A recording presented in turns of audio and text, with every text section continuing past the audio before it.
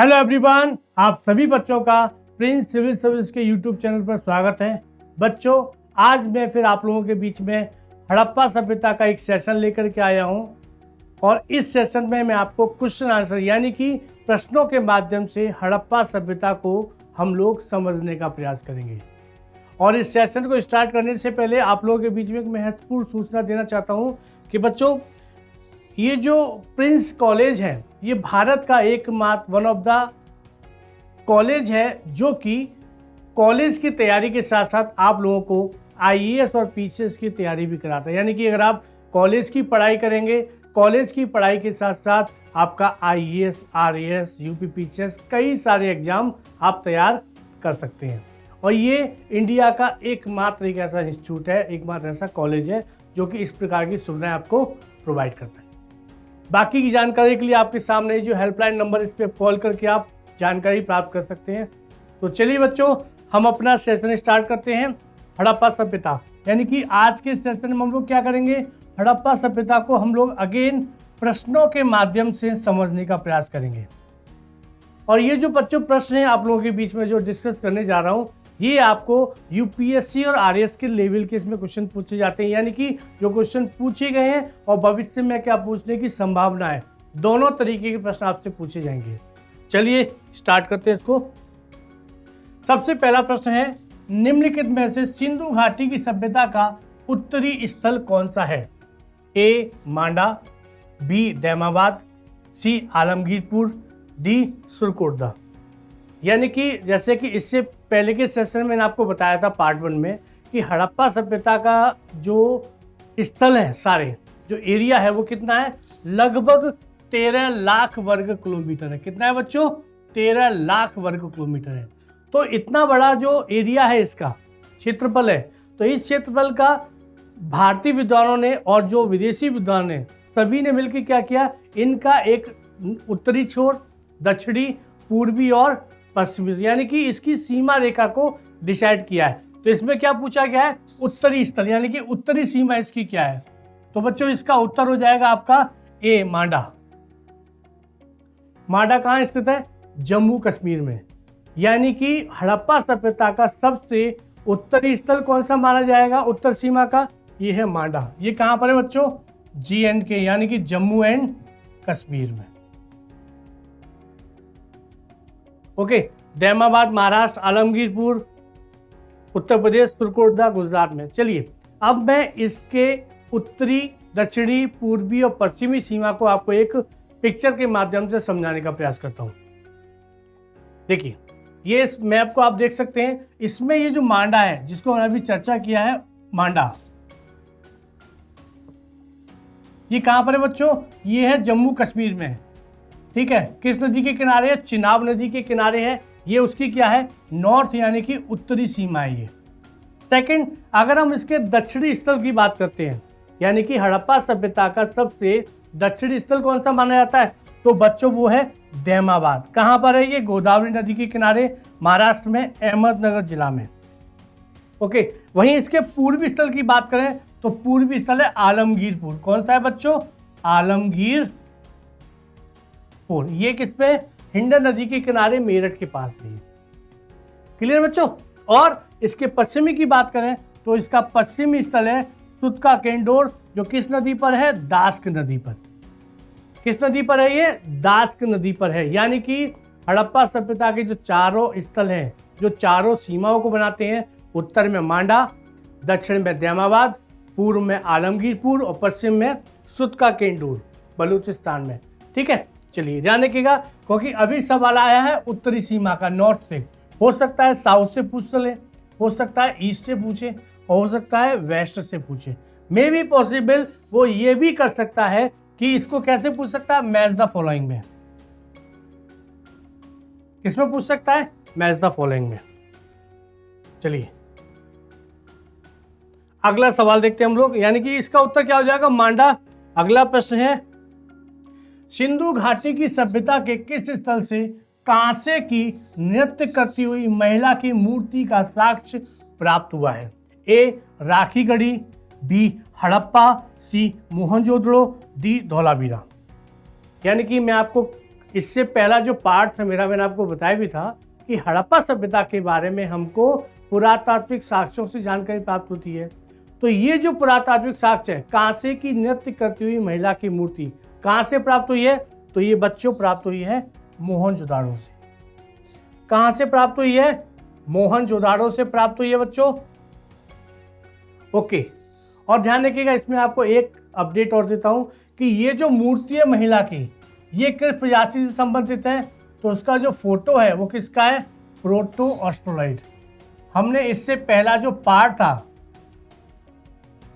Proto ऑस्ट्रोलाइड, इससे पहला जो पार्ट था हमने उसमें क्या डिस्कस किया था? उसमें हम लोगों ने डिस्कस किया था कि हड़प्पा सभ्यता में कौन कौन सी प्रजाति पाई जाती थी। मैंने कल आपको बताया था भूमध्य सागरीय, बताया था प्रोटोस्टोलॉइड, बताया था मंगलॉइड और बताया था अल्पाइन। तो ये जो महिला की जो मूर्ति है कांसे की डांस करती हुई, तो ये किस प्रजाति संबंधित है? ये संबंधित है प्रोटोस्टोलॉइड, यानी कि उसका जो पिक्चर है कैसा लगता है? प्रोटोस्टोलॉइड का। चलिए इसको हम लोग पिक्चर के माध्यम से, यानी कि साक्ष्य कहाँ से मिला है? मोहनजोदाड़ो से। अगला है, ये देखिए, इस पिक के माध्यम से आप समझ सकते हैं कि महिला प्लस, देखिए ये साक्ष्य मिला है मोहनजोदाड़ो से, लेकिन विद्वानों ने इस मूर्ति के माध्यम से और भी कई निष्कर्ष निकाले हैं। जैसे कि आप देख सकते हैं उसके हाथ में ये चूड़ियां, आप देख सकते हैं उसके बाल, जिसको जूड़ा कहते हैं, यानी कि महिलाओं को बाल बनाने का, जूड़ा बनाने का, यानी कि इससे और भी कई सारी जानकारी हम लोग प्राप्त कर सकते हैं। ओके, तो ये किसकी मूर्ति है बच्चों? ये कांसे की बनी हुई मूर्ति है, नृत्य करती हुई महिला की।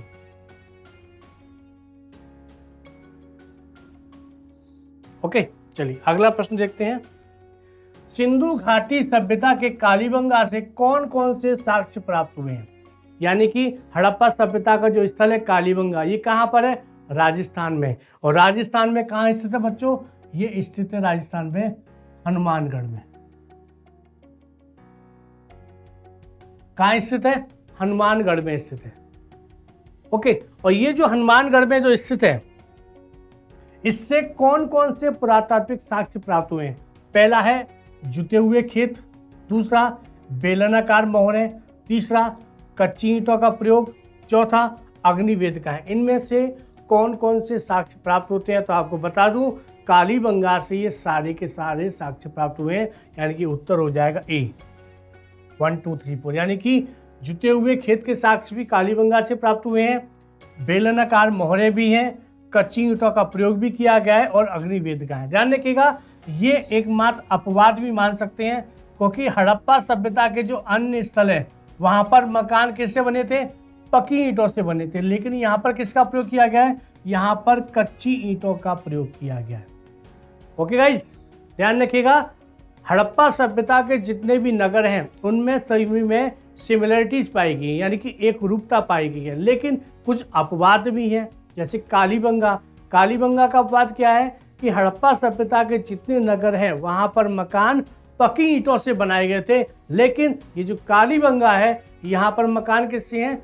कच्ची ईंटों के बने हुए हैं। ओके, तो चलिए, यानी कि इसका उत्तर हो जाएगा ए, 1 2 3 4, चारों के चारों साक्ष्य कालीबंगा से प्राप्त हुए। चलिए अगला प्रश्न देखते हैं हम लोग। सिंधु घाटी सभ्यता के पतन के लिए आर्यों के आक्रमण को किसने स्वीकार किया था? यानी कि वो कौन सा विद्वान है इन चारों में से जिसने ये कहा था कि हड़प्पा सभ्यता के पतन आर्यों के आक्रमण के कारण हुआ है? तो पहला है एस.आर. राव, व्हीलर महोदय, कैनेडी और राइक्स महोदय। ओके, चलिए उत्तर देखते हैं। तो ध्यान रखिएगा, आपका उत्तर हो जाएगा बी, मार्टिमर व्हीलर वो महोदय जिन्होंने आर्यों के आक्रमण को हड़प्पा सभ्यता के पतन के लिए जिम्मेदार माना। इन्होंने कहा था कि हड़प्पा सभ्यता का पतन किससे हुआ है? आर्यों के आक्रमण के कारण। और इसका आधार क्या दिया? इन्होंने कहा कि इन्होंने आधार लिया ऋग्वेद को। उन्होंने कहा कि आर्यों का जो प्रमुख ग्रंथ है ऋग्वेद, उस ऋग्वेद में एक जगह कहा गया है उनके जो प्रमुख देवता हैं उनको क्या नाम दिया गया है? उनको कहा गया है पुरंदर। क्या कहा गया बच्चों? पुरंदर। और पुरंदर का अर्थ क्या होता है? पुरंदर का अर्थ होता है किलों को तोड़ने वाला। क्या होता है? किलों को तोड़ने वाला। और देखिएगा, अब इसको कनेक्ट कीजिए। कनेक्ट कैसे करना है? मार्टिमर व्हीलर ने कहा कि ऋग्वेद में, आर्यों के जो वेद है ऋग्वेद, उसमें एक जगह लिखा गया है कि हमारे प्रमुख देवता जो इंद्र हैं, उनको किसकी उपाधि दी गई है? उनको पुरंदर की उपाधि दी गई है। पुरंदर का अर्थ क्या होता है? किलों को तोड़ने वाला। अब इसको कनेक्ट कैसे करें? कनेक्ट ऐसे कीजिएगा, तो हड़प्पा सभ्यता के जितने भी नगर हैं वहां पर क्या पाए गए? वहां पर किले पाए गए। किले कहां पर? जो पश्चिमी भाग होता था हड़प्पा सभ्यता का, वो पश्चिमी भाग का क्या होता था? किला होता था, फोर्टिफाइड, यानी कि दुर्ग होता था। और इन्हीं दुर्गों को किसने तोड़ा? पुरंदर ने। तो यानी कि मार्टिमर व्हीलर ने इस आधार पे कहा कि हड़प्पा सभ्यता के पतन के लिए आर्यों को जिम्मेदार माना जाता है। ओके, लेकिन ये मत अभी स्वीकार नहीं किया जाता, बल्कि ये कहा जाता है कि हड़प्पा सभ्यता के पतन के लिए कई सारे कारण जिम्मेदार हैं। और 2012 में नासा की रिपोर्ट के आधार पे जो भारतीय विद्वान हैं, उन्होंने यह निष्कर्ष निकाला कि हड़प्पा सभ्यता के पतन का मुख्य कारण क्या है? जलवायु परिवर्तन। अब आजकल इसी मत को स्वीकार किया जाता है कि हड़प्पा सभ्यता का पतन का प्रमुख कारण क्या है? जलवायु परिवर्तन। लेकिन जो अन्य कई सारे विद्वान हैं, जैसे कि SR राव महोदय, इन्होंने कहा था कि हड़प्पा सभ्यता का पतन का प्रमुख कारण क्या है? बाढ़। क्योंकि इनका कहना था कि हड़प्पा सभ्यता के जितने भी नगर हैं वो कहाँ स्थित हैं? नदी के किनारे। तो इन्होंने कहा कि ये जो नदियां हैं, इनमें जब बाढ़ आई तो बाढ़ के कारण जो उनके किनारे नगर थे उनका पतन हो गया। ठीक है। व्हीलर महोदय आर्यों का। कैनेडी महोदय, उन्होंने कहा था कि हड़प्पा सभ्यता का पतन का कारण है महामारी। इनका कहना था कि हड़प्पा सभ्यता के जो नगर हैं, कई नगरों में महामारी के साक्ष्य प्राप्त हुए हैं और इसी महामारी के कारण हड़प्पा सभ्यता का पतन हो गया। वहीं राइक्स महोदय, उन्होंने क्या कहा था कि भूकंप के कारण। इन्होंने ये साक्ष्य प्रस्तुत किया कि कई नगरों में भूकंप के साक्ष्य प्राप्त हुए हैं। तो इनका कहना था कि हड़प्पा सभ्यता के पतन का प्रमुख कारण भूकंप को माना जाता है। यानी कि सभी विद्वान अपने अपने स्थल की खोज के आधार पर अपने अपने निष्कर्ष निकालते हैं, लेकिन 2012 के बाद एक मत रूप से ये माना जाता है कि हड़प्पा सभ्यता के पतन का प्रमुख कारण या मुख्य कारण जलवायु परिवर्तन है। ठीक है बच्चों, लेकिन इसका उत्तर क्या हो जाएगा? व्हीलर महोदय हो जाएगा। सभी का मैंने आपको बता दिया। अब हो सकता है कि अगली बार महामारी के बारे में पूछे, हो सकता है भूकंप के बारे में पूछे, या हो सकता है मैच द फॉलोइंग में इससे पूछा जा सकता है। चलिए अगला प्रश्न है आपका, सिंधु घाटी सभ्यता के किस स्थल से स्टेडियम का साक्ष्य प्राप्त हुआ है? ए राखीगढ़ी, बी हड़प्पा, सी मोहनजोदाड़ो, डी धौलावीरा। यानी कि हड़प्पा सभ्यता का वो स्थल कौन सा है जहां से स्टेडियम यानी कि खेलने के साक्ष्य प्राप्त हुए हैं कि हड़प्पा सभ्यता के लोग खेलते भी थे, स्टेडियम का प्रयोग करते थे? तो बच्चों उसका उत्तर है आपका धौलावीरा। धौलावीरा कहाँ स्थित है बच्चों? धौलावीरा स्थित है गुजरात में, और इसी गुजरात से स्टेडियम के साक्ष्य प्राप्त हुए हैं। और आजकल धौलावीरा महत्वपूर्ण भी है, चर्चा में है। चर्चा में इसलिए है क्योंकि धौलावीरा को यूनेस्को के द्वारा विश्व विरासत की सूची में शामिल किया गया है। ओके, और धौलावीरा में स्टेडियम के साथ साथ जलाशय का भी बहुत बड़ा प्रमाण प्राप्त होता है। यानी कि यहाँ से किस प्रकार से जल का संचय किया जाए, इसका प्रमाण भी यहीं से प्राप्त होता है, धौलावीरा से। और धौलावीरा ही हड़प्पा सभ्यता का एकमात्र ऐसा स्थल है जो कि कितने भाग में डिवाइड था? 3 भाग में। ध्यान रखिएगा, हड़प्पा सभ्यता के अन्य जो भी स्थल हैं वो कितनों भागों में विभाजित थे? 2 भागों में। लेकिन एकमात्र ये ऐसा स्थल है जो कि 1 नहीं, 2 नहीं, बल्कि 3 भागों में इसका विभाजन किया गया है। ओके, तो ध्यान रखिएगा, यूपीएससी या आरएस के द्वारा इनमें से किसी से भी प्रश्न पूछा जा सकता है। चलिए अगला प्रश्न देखते हैं बच्चों। सॉरी, इसको पिक्चर के माध्यम से देखिएगा। ये आपको दिखाई दे रहा है, ये पूरा स्टेडियम का चित्र है। आप देख सकते हैं कि कितना बड़ा स्टेडियम टाइप से है ये। पिक्चर में आपको छोटा दिख रहा होगा लेकिन बड़ा है, पूरा एक स्टेडियम का साक्ष्य है ये कहाँ का है? ये है आपका धौलावीरा।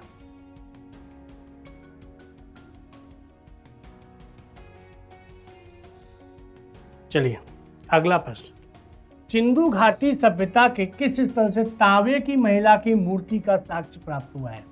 ए राखीगढ़ी, बी हड़प्पा, सी मोहनजोदड़ो, डी धौलावीरा। ओके, अभी इससे पहले हमने क्या देखा था? हमने पूछा था कांसे की नृत्य करती हुई महिला का चित्र या मूर्ति कहां से मिली थी? मोहनजोदाड़ो से। लेकिन ये क्या पूछा है? तांबे की। कंफ्यूज नहीं करना है। तांबे की महिला की मूर्ति कहां से मिली है बच्चों? ये मिली है राखीगढ़ी से। राखीगढ़ी कहां पर है? हरियाणा के हिसार जिले में। और ध्यान रखिएगा, वर्तमान में हड़प्पा सभ्यता का सबसे बड़ा स्थल राखीगढ़ी को ही माना जाता है। क्या किसको माना जाता है? राखीगढ़ी को सबसे बड़ा स्थल माना जाता है। सबसे बड़ा स्थल माना जाता है राखीगढ़ी को। ओके, प्लस यहां से क्या मिला है? तांबे की महिला की मूर्ति का साक्ष्य प्राप्त हुआ है। अब इसका जो कंफ्यूजन है मैं आपको और दूर करता हूं, क्योंकि कंफ्यूज कीजिएगा। देखिए, हड़प्पा सभ्यता के 3 प्रकार की मूर्तियां प्राप्त हुई हैं। एक है कांसे की महिला की मूर्ति नृत्य करती हुई, ये कहां से है? मोहनजोदाड़ो से। ओके, वहीं अगर हम बात करें कि तांबे की महिला की मूर्ति कहां से मिली है, तो उत्तर हो जाएगा राखीगढ़ी। अब इसमें एक और जोड़ देते हैं, अगर ये कहा जाए कि लाल पत्थर की बनी हुई, किसकी? लाल पत्थर की बनी हुई महिला की 2 मूर्तियां, वो कहां से प्राप्त हुई हैं? वो प्राप्त हुई हैं हड़प्पा के नगर से। कहां से प्राप्त हुई है? हड़प्पा से। क्लियर है? कंफ्यूज नहीं करना है। हो सकता है कि यूपीएससी आरएएस कांसे की जगह अगली बार तांबा पूछ ले, तांबे की वजह लाल पत्थर पूछ ले। तो हमको क्या याद रखना है? हमको याद रखना है कि कांसे की जो मूर्ति है वो मिली है मोहनजोदाड़ो से, तांबे यानी कि कॉपर की मिली है आपका राखीगढ़ी से, और लाल पत्थर की जो मूर्तियां हैं महिलाओं की 2 कहां से मिली है? हड़प्पा से। क्लियर? चलिए अगला प्रश्न है, निम्नलिखित कथनों पर विचार कीजिए। पुरुष मूर्तियों की तुलना में नारी मूर्तियां ज्यादा प्राप्त हुई हैं। चनहूदड़ो एवं लोथल से मनके बनाने के कारखाने प्राप्त हुए हैं। हड़प्पा वासी सूती और ऊनी वस्त्र पहनते थे। सही कथनों का चयन करें। ए 1 और 2, बी 2 और 3, सी 1 और 3, डी सभी सही है। यानी कि 3 कथन है, तीनों कथन सही है गलत है? चलिए देखते हैं। पहला कथन बच्चों एकदम सही है। ध्यान रखिएगा, हड़प्पा सभ्यता में पुरुष मूर्तियों की तुलना में महिलाओं की मूर्तियों की संख्या ज्यादा मिली है। इसलिए कुछ विद्वानों ने यह निष्कर्ष भी निकाला था कि हड़प्पा सभ्यता का समाज कैसा है? हड़प्पा सभ्यता का समाज है मात्र सत्तात्मक।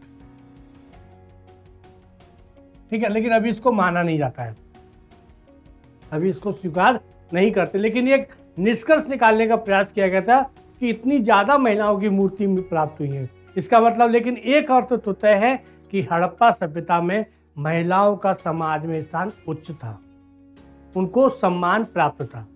दूसरा ये भी सही है, चनहूदड़ो एवं लोथल यहाँ से मनके बनाने का कारखाना प्राप्त हुआ है। तीसरा भी सही है, हड़प्पा सभ्यता के लोग सूती और ऊनी वस्त्रों का प्रयोग करते थे। यानी कि तीनों कथन सही हैं। उत्तर हो जाएगा डी, सभी सही हैं। ओके, चलिए आपको एक पिक्चर के माध्यम से दिखाता हूं कि ये जो महिलाओं की मूर्तियां थी वो कैसी प्राप्त हुई हैं। ये देखिए, आप चित्र के माध्यम से देखते हैं, ये सब महिलाओं की मूर्ति है। कुछ विद्वान का कहना है कि ये हो सकता है कि बच्चों के लिए क्या हो? खिलौना हो। लेकिन मूर्तियों की संख्या में महिलाओं की मूर्तियां ज्यादा है। उसी प्रकार महिलाओं के साथ साथ यहाँ से पशुओं की मूर्ति भी प्राप्त हुई है। पशुओं की मूर्तियां भी प्राप्त हुई है, ज्यादा से ज्यादा जानवरों की मूर्तियां भी अच्छी खासी संख्या में प्राप्त हुई हैं।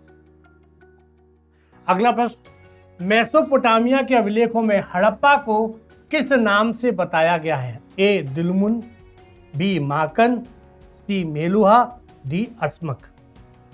यानी कि हमारा प्रश्न क्या है? हमारा प्रश्न है ये जो हड़प्पा सभ्यता की जो समकालीन सभ्यता थी मेसोपोटामिया का एक अभिलेख प्राप्त हुआ है और उस अभिलेख में उन्होंने यह बताया है कि हम इन नगरों के साथ व्यापार करते थे और उसमें उन्होंने 3 नाम दिए हैं।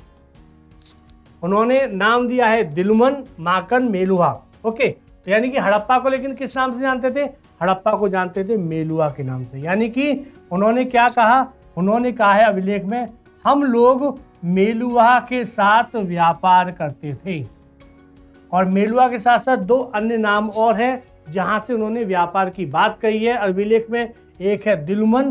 दिलमन वर्तमान में बहरीन देश से संबंधित है। और माकन, ये मकरान तट पर क्या है? ओमान। और मेलुहा को क्या कहते हैं? मेलुहा को हड़प्पा को कहते थे मेलुहा। यानी कि इसका उत्तर क्या हो जाएगा? सी। हड़प्पा को क्या कहते थे? मेलुहा।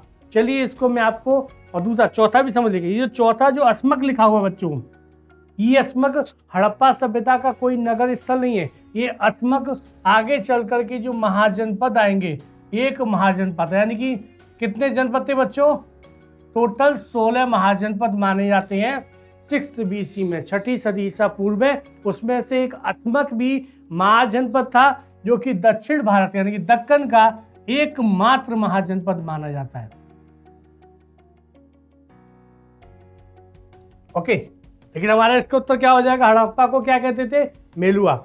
चलिए पिक्चर के माध्यम से आपको दिखाता हूं। ये देखिए मैप, देखिए इस मैप में बताया गया है, ये है मेलुहा, ये क्या है? हड़प्पा। मेलुहा क्या कहते हैं? इसको क्या कहते थे? मेलुहा। और ये देखिए, ये है माकन। ये कौन सा है? ये मकरान तट पर ओमान है वर्तमान में। और ये जिसको दिलुमन कहते थे वो क्या है? बहरीन। वर्तमान में क्या है? बहरीन। और ये मेसोपोटामिया का क्षेत्र है जो कि व्यापार करते थे। ये व्यापार का ट्रेड का रूट भी है। और ध्यान रखिएगा, मेसोपोटामिया के 3 प्रमुख नगर है जहां से व्यापार होता था। एक है सूसा, एक है उर, पलाइका और निप्पुर। यहाँ से इन तीनों नगरों से हड़प्पा सभ्यता की कुछ मोहरें भी प्राप्त हुई हैं, जिनसे पता चलता था कि हड़प्पा सभ्यता के नगरों का मेल मिलाप या व्यापार इन तीनों नगरों के साथ या हड़प्पा सभ्यता के साथ होता था, सॉरी मेसोपोटामिया के साथ होता था। क्लियर बच्चों? चलिए मैप के माध्यम से क्लियर हो गया कैसे व्यापार हो रहा है, किसके साथ हो रहा है और वर्तमान में उसका नाम क्या है। चलिए अगला प्रश्न है, निम्नलिखित में से किस स्थल से घोड़े के अवशेष प्राप्त हुए हैं? ए राखीगढ़ी, बी हड़प्पा, सी सुरकोटदा, डी धौलावीरा। ध्यान रखिएगा बच्चों, हड़प्पा सभ्यता के लोगों को घोड़े की जानकारी तो थी, लेकिन घोड़े के प्रयोग करने के साक्ष्य हड़प्पा सभ्यता से प्राप्त नहीं हुए हैं। ओके, लेकिन अवशेष मिला है, 2 अवशेष मिले हैं। पहला है घोड़े के अवशेष कहां से मिला है? ये गुजरात के सुरकोटदा से एक अवशेष प्राप्त हुआ है। किसका? घोड़े की अस्थियों का। कहां से मिला है? सुरकोटदा। इसके साथ साथ लोथल एक स्थल है, किसका? हड़प्पा का, जहां से अवशेष नहीं बल्कि एक मूर्ति प्राप्त हुई है खिलौना टाइप से। किसकी? घोड़े की। कहां से प्राप्त हुई है? लोथल से। ओके, तो ध्यान रखिएगा इसका उत्तर क्या हो जाएगा? इसका उत्तर हो जाएगा सुरकोटदा, जो कि गुजरात में स्थित है। यहां से घोड़े की अस्थियां या घोड़े के अवशेष प्राप्त हुए। और लेकिन ध्यान रखिएगा, हड़प्पा सभ्यता में घोड़ों का प्रयोग ज्यादा नहीं किया गया, यानी कि प्रयोग के साक्ष्य प्राप्त नहीं होते। लेकिन आगे चल करके वैदिक काल में आर्यों का प्रमुख पशु कौन था? घोड़ा। 2 थे, गाय को पवित्र मानते थे और सबसे ज्यादा प्रयोग किसका किया था? घोड़ों का। और इन्हीं घोड़ों के बल पर, घोड़ों के जो रथ होते हैं उनके बल पर आर्यों ने अपनी सभ्यता का विस्तार भी किया था, सप्त सैंधव से लेकर के गंगा की घाटी तक। क्लियर है? चलिए अगला सवाल है, निम्नलिखित पर विचार कीजिए। मेसोपोटामिया की मोहरें बेलनाकार होती थी, हड़प्पा की मोहरें वर्गाकार आयताकार होती थी। मोहनजोदड़ो से मेसोपोटामिया की 3 बेलनाकार मोहरें प्राप्त हुई हैं। सही कथनों का चयन करें। ए 1 और 2, बी 2 3, सी 1 3, डी सभी सही हैं। चलिए कथन देखते हैं। पहला एकदम सही है। ध्यान रखिएगा, जो मेसोपोटामिया की सभ्यताएं उनकी मोहरें कैसी होती थी? बेलनाकार। एकदम सही है। दूसरा भी सही है, हड़प्पा सभ्यता की जो मोहरें कैसी होती थी, वर्गाकार और आयताकार होती थी। ये कथन भी सही है। और तीसरा कथन है वो भी सही है। मोहनजोदाड़ो जो स्थल है वहां से मेसोपोटामिया की 3 बेलनाकार मोहरें प्राप्त हुई हैं। इससे यह भी सिद्ध होता है कि मोहनजोदड़ो के नगर से मेसोपोटामिया की सभ्यता का संपर्क था, व्यापार होता था। यानी कि तीनों कथन सही हैं, उत्तर हो जाएगा डी, सभी सही हैं। ओके, चलिए इसको मैं आपको एक पिक्चर के माध्यम से बताता हूं कि मोहरें कैसी होती थी। अब ये देखिए, ये है आपका बेलनाकार मोहर, सिलेंड्रिकल। ये किसकी है? ये है मेसोपोटामिया की। किसकी है? ये मेसोपोटामिया की है। और ये जो मोहर है वर्गाकार आयताकार, ये कहाँ की है? ये है हमारे हड़प्पा सभ्यता की मोहर है।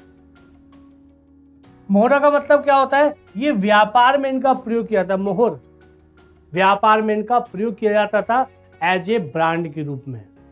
ओके, तो ध्यान रखिएगा, हड़प्पा सभ्यता की मोहरें कैसी हैं? सबसे ज्यादा नहीं, मोहरें 2 ही डिजाइन थी, वर्गाकार और आयताकार। और ये कैसी है? सिलेंड्रिकल यानी कि बेलनाकार। ये किससे संबंधित है? मेसोपोटामिया से। यानी कि इसका अर्थ एक ये भी निकाल सकते हैं, चूंकि अभी मैंने आपको बताया भी है कि मोहनजोदड़ो से कौन सी मोहरें मिली थी? 3 बेलनाकार। और बेलनाकार मोहरें किससे संबंधित है? मेसोपोटामिया से। यानी कि हड़प्पा सभ्यता का जो मोहनजोदड़ो नगर है उसका संपर्क किससे है? आपका संपर्क है मेसोपोटामिया से। क्लियर? चलिए, ये आज के सेशन का हमारा अंतिम सवाल था बच्चों। और ध्यान रखिएगा, ऐसी सीरीज हम आप लोगों के लिए लगातार लाते रहेंगे और मैं आपको क्वेश्चन आंसर के माध्यम से आपको पूरे चैप्टर की जानकारी प्रदान करूंगा और आपके ज्ञान को बढ़ाऊंगा। चलिए बच्चों, आपको सेशन कैसा लगा? प्लीज सब्सक्राइब करते रहिए, शेयर करते रहिए ताकि और भी बच्चे इसका फायदा उठा सकें। Thank you so much.